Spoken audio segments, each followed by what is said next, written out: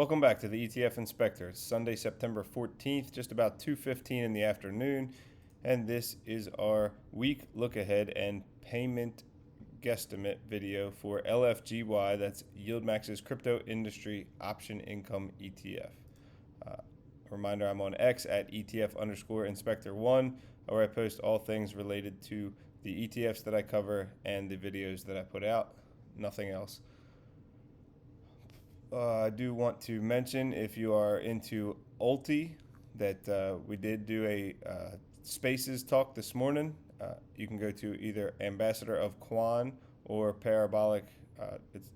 Parabolic Dreamer to find that link. You can play the recording. It took place at 7:30 this morning Eastern Standard Time. But lots of good information in there. So if you're looking for more than just the numbers and percentages, more of a conversation, that's definitely where you want to go. More interesting than my videos for sure, but my videos serve a purpose as well. So if we're looking at LFGY, they had a great week. If you start, 34.14 was where the week started. They climbed all week long to 35.68 closing price, 4.5% increase, and that also in the middle of it, they paid out a distribution. I should know it off the top of my head, but I still got Ulti's numbers in my head, 37.84 cents. So the stock was able to climb all week long and pay out 37.84 cents. So we're going to take a look for starters, try to come up with an estimate of what we think this week's payment will be declared on Wednesday. So starting off, there were 150 trades throughout the week. No changes as far as the core holdings, so they've just been trading options. Not a ton of trades. And I say no changes, I mean nothing was added to or taken out of the fund. They did have to sell some shares of each of the underlyings within the fund in the middle of the week. So when we take a look at the trading days, up top, the top line is specifically options trading, credits or debits, so separated by day, and the bottom row here is how much the underlying shares increased or decreased based off of their movement. Well, this is how much the total in the fund increased or decreased based on the movements of the individual underlyings. So on Monday, they spent more than they brought in options trading, $655,000 debit. Tuesday, same thing, $712,000 debit. Wednesday, same thing. In fact, every day was a negative or a debit. 1.8 million on Wednesday, 358,000 on Thursday, and 1.6 million on Friday. So that was an overall $5.2 million debit or loss, however you want to word that. So right off the start, you can't distribute negative money. So that would just be taking the total amount from trading and dividing it by the amount of outstanding shares. That's a negative 98 cents a share. So that's not going to happen. But that is to be expected on a fund that sells calls on all the underlyings, and the entire fund moved up like that all week. So you're going to end up having to pay to close out those calls and have an overall net negative. However, right, that lines up perfectly with, obviously, everything was going up all week long. Call it $4 million increase in value on Monday, $6.4 million on Tuesday, $2.2 million on Wednesday, $2.5 million on Thursday, and $3.4 million on Friday. So the holdings within the fund increased by just about $18 million over the course of the week. So when we can't use the regular income estimate to come up with the distribution, they do tell us that we can take a look at the IV. So to get the IV, we've got to do a little bit more homework. For starters, I like to use Market Chameleon, give them a shout out. Now, you can't type in LFGY and get what their IV is and think that that's what we're talking about, because that is the IV of specifically IV of LFGY. They don't have huge swings up and down. The things within them do. So I go through, as you can see, been typing in each individual holding within it, and I update them every Saturday morning on the spreadsheet. Well, just every Saturday. I think last night I did this. So that's what's going to be filled in on this block to the left of the underlying, which starting out Bitmine. So I put that, and I also put whether it was an increase or a decrease from the previous week, or whether it was unchanged. That would be that plus or minus sign. Next to that is the weighting, because that's going to have an effect, right? If you had 30% of your money in this 116% IV fund, and 2% of your money in this 50%er, you wouldn't just average 150 to get a 75 average, because the one with the 100 had a whole lot higher weight to it, a whole lot more money in it, so it's going to have more effect on the calculation. So both numbers get used in that calculation. I understand this isn't perfect, because we actually need to be taking into account the IV on each option trade. The problem is it gets much more difficult trying to figure out how to weight those, especially when now we're getting negatives into the calculation, and it's going to take a ton of time to look up every option every time they trade it. So this is to get us a ballpark and get us a general idea of which direction IV is moving for our calculation. So the weighting is just the amount of money in this underlying divided by the amount of money in the sum of all the underlyings. That's why I have that sum of shares at the bottom separate from the NAV, because the NAV is also going to include the value of every single option position as well. All right, so Bitmine immersion, about 2.7% of the money, 116.2% IV. That's the highest within the fund right off the bat, and it is an increase from last week. Next, we've got 4.4% of the money in BitDeer, an increase for them as well to 93% IV. CleanSpark, 3.4% of the money, increased to 68.7% IV. Coinbase, 7.5% of the money, that was unchanged from last week, 51.5% IV. Core Scientific's IV increased to 69.6 this week, with 4.6% of the money in there. Circle Internet Group had 2.6 of the money, and they also increased to 83.8% IV. iShares Ethereum Trust ETF, or ETHA, 4.8% of the money, decreased to 66.9% IV. We're not putting IVs on government obligation funds. Galaxy Digital, 3.8% of the money, increased to 83.8% on the IV. 3.2% of the money in GameStop, that was a decrease to 43.2% IV. Robinhood, and that makes sense, right? GameStop is now past their earnings, so their IV is going to start dropping unless they, have another meme moment. Robinhood, 6.5% of the money. It's a decrease to 55.5% on the IV. We can probably expect Robinhood's IV, not their stock, not their share price, their IV, to continue to drop, meaning they are going to become more stable. This is not financial advice, just we'll just call it my opinion. That's fine. They've been added to the S&P, so now they are going to get purchased a whole lot more often in portfolios, index portfolios, things like that. So that's going to kind of secure them a little bit of a bottom, similar to, not the same thing as buying puts, but they're going to get bought all the time. There's going to be automatic demand for them all the time, so there's less likelihood, not impossible, they could still fall apart, but they now have one more pillar kind of holding them up. HUD 8 Corp, 6.3% of the money.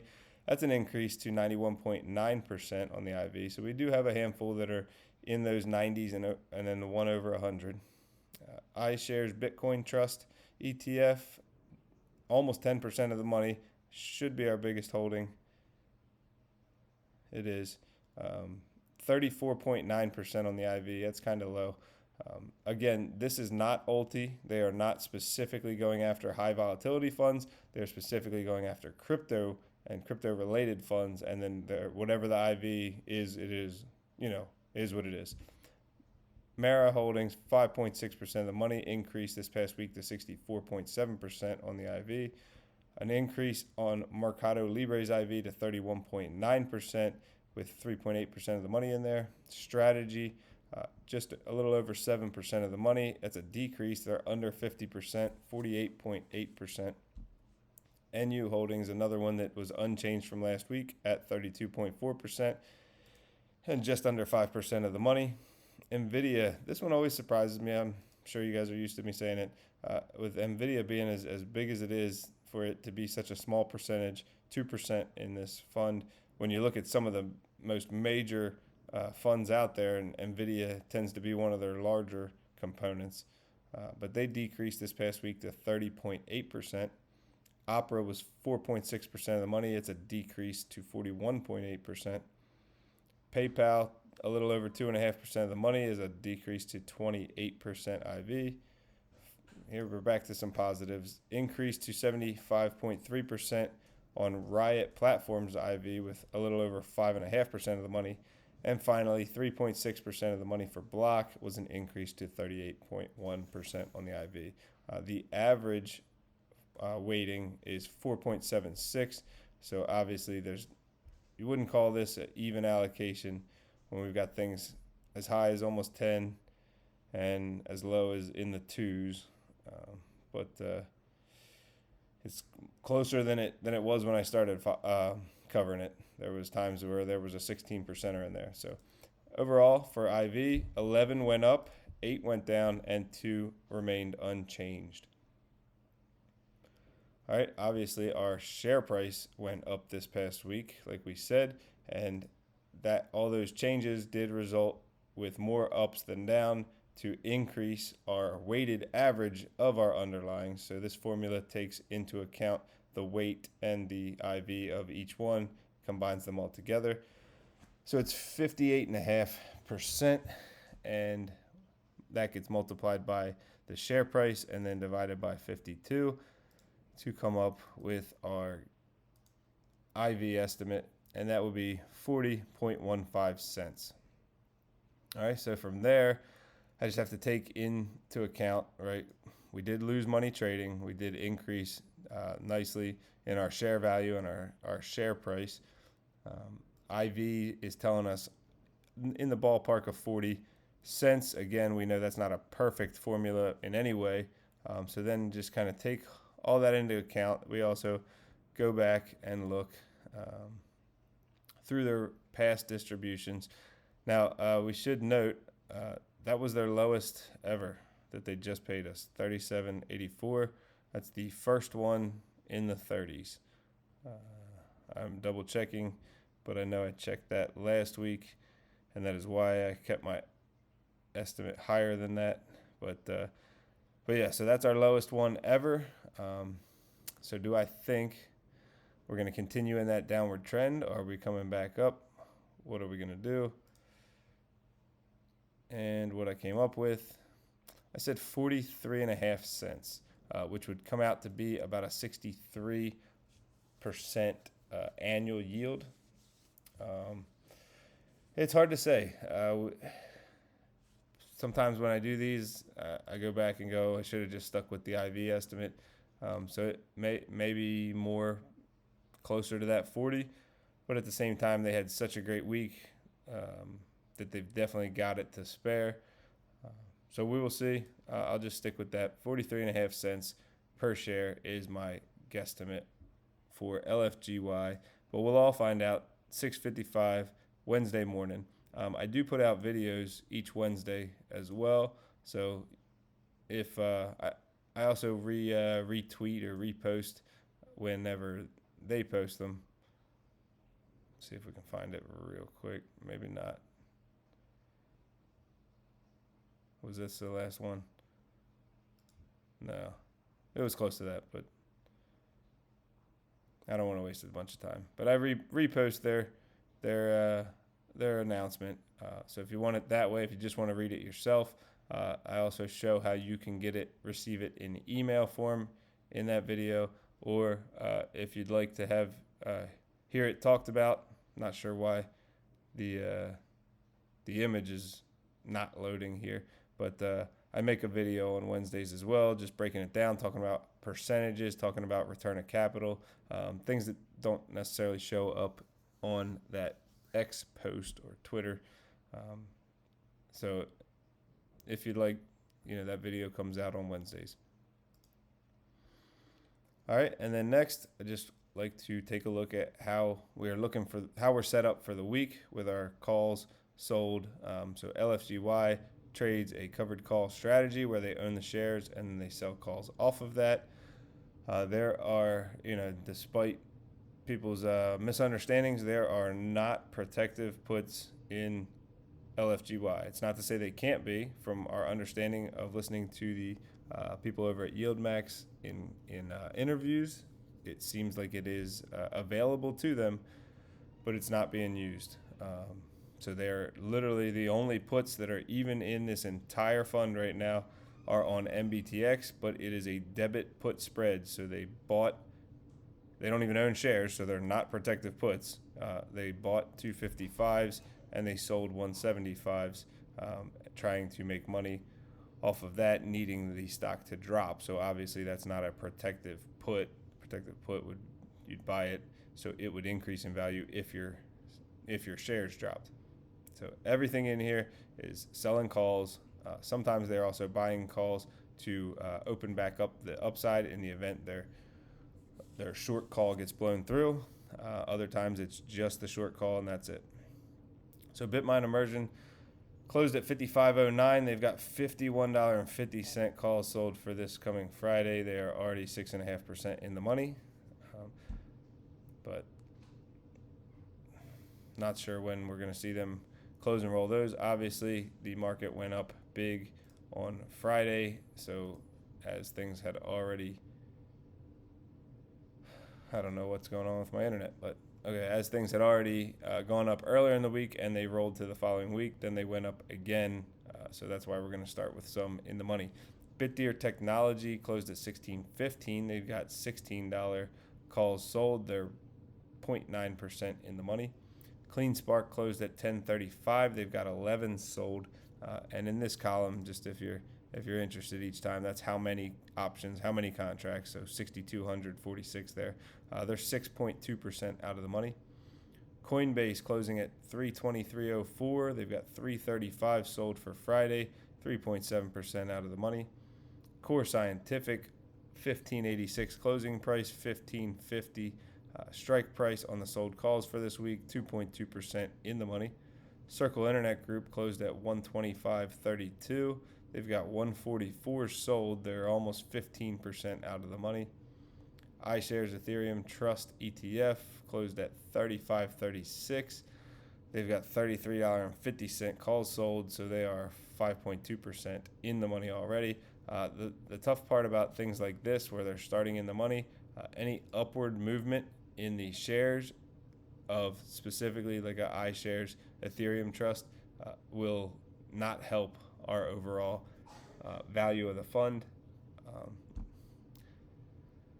I guess that's not completely true because we also have these purchased calls. So let's say if it were one in the money that didn't, then it would literally, the expense to close that out would move dollar for dollar along with the increase for the value of the underlying, so you wouldn't even get to experience any of that upside.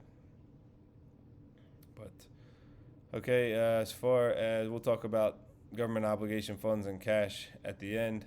Galaxy Digital, $29.70 closing price. They've got 35s sold as their call strike price for Friday, almost 18% out of the money. So that stock could absolutely explode, and we would get to reap the benefits of that without having to pay a bunch of money to close out the options. GameStop, just under 25 closing price. They've got $26 strike price, 4.2% out of the money. Robinhood, $115.03 closing, 120 strike price on the calls, 4.3% out of the money. Hut 8 Corp closed at 32.44. They've got 33 sold. They're 1.7% out of the money. iShares Bitcoin Trust ETF. We don't sell options on them, so we just have the shares. 279,000 of them. Mara Holdings closed at 16.31. They've got $17.50 calls sold. That's it. It's not a spread anymore. So just that single line, 7.3% out of the money. MBTX, they do not own any shares. So again, these puts, the only puts in LFGY right now are not protective puts. There's not even anything to protect. There's no shares at MBTX. They've sold a call credit spread with the 280 as the short call. They're 1.2% out of the money with it closing at 276.51 on Friday, and that close was an increase, so that they also have a put debit spread where we talked about this already, purchased the 255s. So in both instances, MBTX share price dropping helps them win these trades, and it going up hurts them. So that 255 is 7.7% out of the money. You would want that one, unlike the rest of these, to go in the money in order to make money. That's your difference on a debit spread as opposed to a credit spread. Mercado Libre closing at $2,339.36. They've got $2,355 as the strike price for their sold calls. That's very tight, 0.67% out of the money. Strategy, formerly MicroStrategy, $331.44 closing price, $335 strike price on the calls, 1% out of the money. NU Holdings, $15.69 is the closing price, $16 is the strike price, just about 2% out of the money. NVIDIA Corp, $177.82 was the close on Friday, $182.50 is the strike price. They're 2.6% out of the money. And so if you have been following them, there were a handful of these that they were trading put spreads as opposed to call spreads in the past couple of weeks or even longer months, but they have switched them all over to calls. All right, Opera closed at 19.67. Unfortunately, they've got calls sold at 19 and 20. The 19s really are inconsequential. There's 43 contracts there. They're 3.4% in the money. This is the one that really matters. There's 4,360 contracts here. Not sure why they continue to keep this separation week after week when there are literally 100 times more shares than the other one, so this one really makes no difference. But the 20s are 1.6% out of the money. PayPal Holdings, $66.89 was the closing price, $67.50 is the strike price. That's only 0.9% out of the money. Riot Platforms is almost 7% out of the money with these sold $17 calls, and the shares closing at $15.89 Friday. And then finally Block, $72.87 closing price, $76 call strike price, 4.3% out of the money. All right, so when we look at it, assets under management, $187 million. Outstanding shares, 5.3 million. That was unchanged as on Friday. Nobody bought. There was not a surplus of people trying to buy into or sell out of the fund. NAV of 35.38, so it is trading at about a 30-cent premium. And I added something new here. The average sold call, the sold calls, the ones we're trying to generate income on, the ones that are going to cost us money if we got to close them out if they go into the money. On average, they are 3.18% out of the money. So we've got a little bit of room to run on average before we're going to have to pay to close out. Now, dry powder, this is what I would call money on reserve that we could put to work to to buy down our averages if something happens to drop, or buy a new underlying if they see an opportunity, or sometimes where they got to dip into to pay the distribution if they don't make it. Now, unfortunately, there's practically none, $50,000, because there's $6.3 million in government obligation funds, and then the cash and other is a negative 6.3. So not a lot. $50,000 is nothing in a $187 million fund. To contrast, Ulti at a $3.1 billion fund is sitting on $600 million of dry powder. So, okay, that's all I've got for you. Appreciate you watching. Sorry that this video ended up being as long as it did. If you're looking for the dad joke, it's over in Ulti. So go check that out. If you aren't invested in Ulti or Salty, then just go to that last about 1 to 2 minutes of the video. That's where the joke always is. So thank you. Enjoy the rest of your Sunday, and good luck trading tomorrow. Catch you in the next video.